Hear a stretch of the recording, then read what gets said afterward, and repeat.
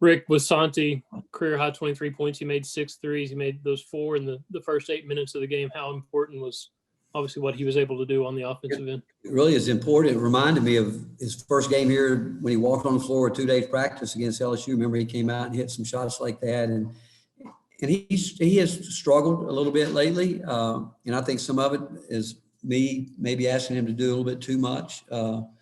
But he knows that he wants to be good. But he was playing with a lot of confidence today. And every game, we still got to get his teammates wanting to go get the ball some and let him not have to work so hard bringing it down the floor, because people are going to do that, obviously, to try to wear him down. But Santi was terrific. Jaden Springer, I thought, played his best game. He had some turnovers there at the end he shouldn't have, but those are learning experiences. Yeah, Rick, you just mentioned Jaden. How do you evaluate overall his game? And seemed like he might have had more hand in playing a little bit more point than he has in some other games. Is that the case?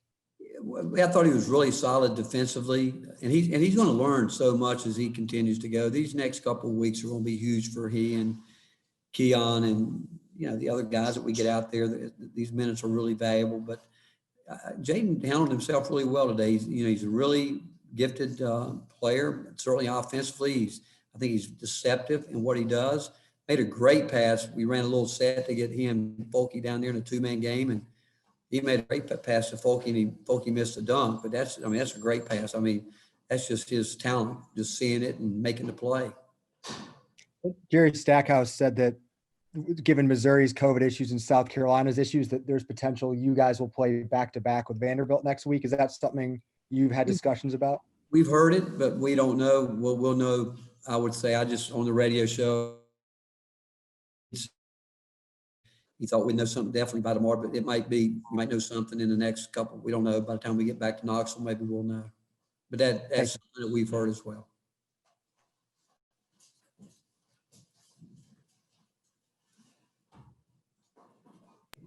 Troy.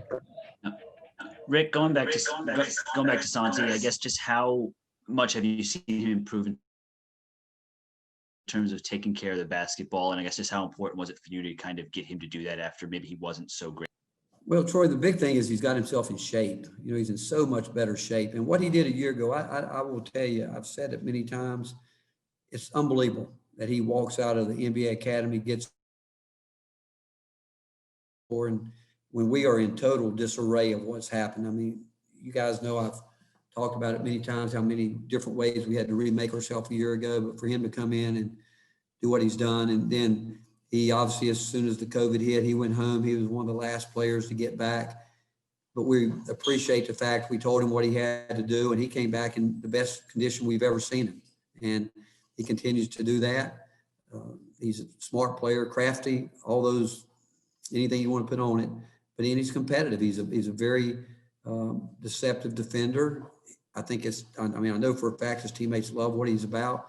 We still have to help him more. We're putting too much on him. We got too many guards that can bring the ball up the floor. He's very good off the ball, but some of that's his pride that he wants to handle it all the time. And I get that because that's part of who he is, but we've got to continue to teach him that he's got to conserve some energy along the way. Coach, I'll get you to lean back just a little bit. You got a little bit of a Wizard of Oz vibe going. And we'll go to Wes and then Rob Lewis. Which are you saying, one particular character on the Wizard of Oz? Yeah, the wizard, when he's like, all you see is his face. It's kind of scaring people. I like it. I've never been called the Wizard. I like it. Go ahead.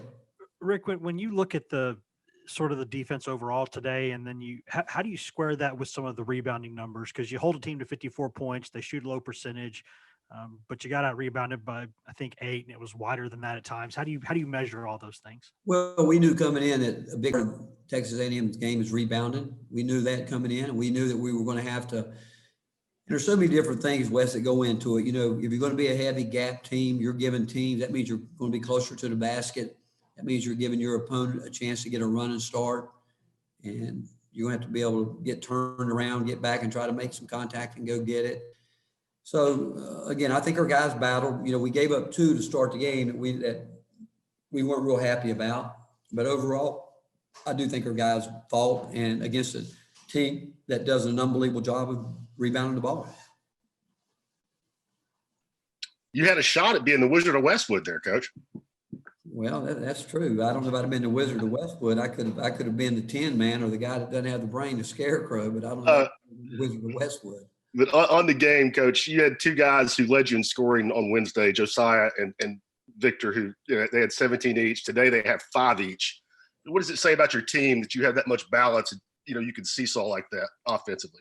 Well, I thought we showed versatility today. We put a team out there that we have never played with, practiced with. We actually put Keon at the 4, along with Eve at what would be the post guys. They were playing what would be called our post positions, and then we had VJ, Jaden, and Santi, and those guys actually had a couple. We're going to run into a couple possessions and see how it went, and because we do think that those guys can guard anybody for possessions, obviously, but I think that's our team makeup. We don't have to be a one-man team, and that's what we've tried to talk to our team about. Now, there's a way we've got to play, but we knew they were going to double team Folky today. We weren't sure which way they would come with it.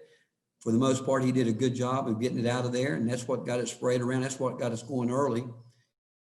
We knew that we were going to have to get the ball side to side, but again, I can see that happening every game. We could really start a different lineup every game. It wouldn't bother, I don't think, anybody in our room. And I can see scoring being different every game too. Last 3 for Coach go to Gustavo, Nicholas Hill, then Ben McKee. Coach, in terms of defense performance, he had a lot of blocks. How do you evaluate Eves in terms of defensively? How important he was, especially blocking the ball? Eve, every game, he's as big a part of winning every game we win as anybody that we have. I mean, he's always making winning plays that don't show up in the stat sheet. Obviously, he blocks shots. We know how good he is there, but we love him because everybody knows how hard he works. And I will tell you this: once he makes a 3, he's going to get off going because he works too hard. And just like Santi went a stretch, a couple games, but he can shoot. We know Eve can shoot, but Eve can do so many other things. He just gives us a great weapon defensively because he can, as we've said many times, we can put him anywhere on the floor to guard anybody. And then when he's away from the ball, he does a tremendous job of coming over and making plays. Coach, Emmanuel Miller for Texas A&M was averaging 18.5 points a game heading to this game, yet your team held him to only 8 points on 3 of 8 shooting.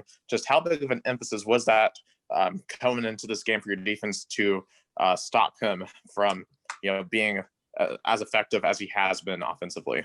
Well, obviously it's important. It goes back, and again, I can rave about our assistants. They do an unbelievable job of scouting teams and trying to give our players the best cheat sheet that they can give them. And today I thought our guys did a really good job of helping each other, trying to do the things that we ask them to do through our scout.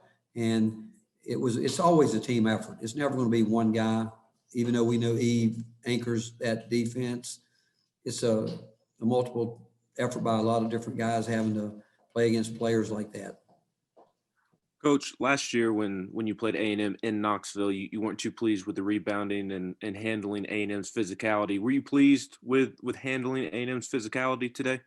Well, honestly, we went back and looked at that game. It was a really hard game to watch. We weren't very tough, and they came in and beat us any and every way that you could beat somebody. And we talked about it. They're not. That's what they do.